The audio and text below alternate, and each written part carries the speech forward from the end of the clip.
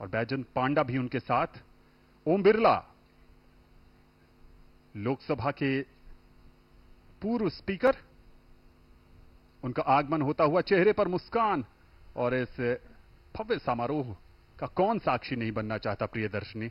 Anand, I'm always intrigued by what first-time elected members of parliament must feel, as they carry a tremendous responsibility on their shoulders, as countless people have placed their hopes and trust in them. These new MPs are expected to deliver on their promises and effectively represent their constituents' interests.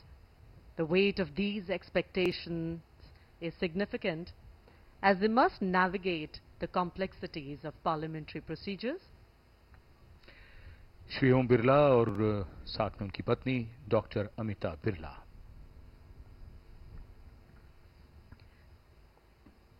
So I was talking about parliamentary procedures which they must follow while staying true to the needs and aspirations of the people who elected them. Maldives के राष्ट्रपति doctor Mohammad Muizzu का आगमन, भारत का एक और महत्वपूर्ण पड़ोसी। Our ties with Maldives are deep-rooted, based on exchanges and interactions for centuries.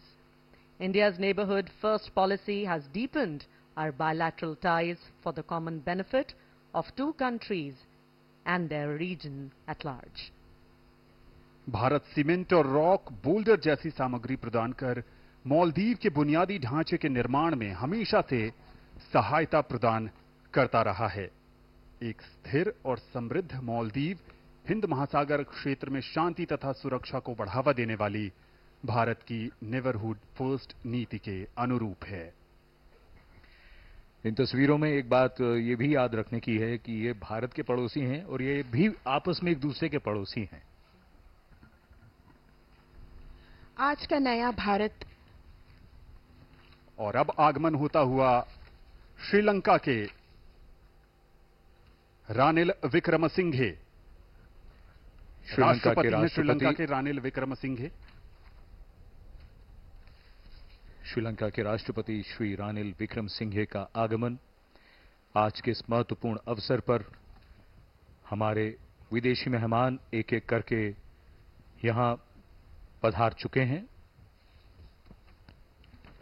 आगमन हो रहा है श्रीलंका के राष्ट्रपति का। The relationship between India and Sri Lanka is more than 2,500 years old. Both countries have a legacy of intellectual, cultural, religious, and linguistic interaction. In recent years, the relationship has been marked by close contacts at all levels. Trade and investment have grown, and there is cooperation in the fields of development, education, culture, and defense.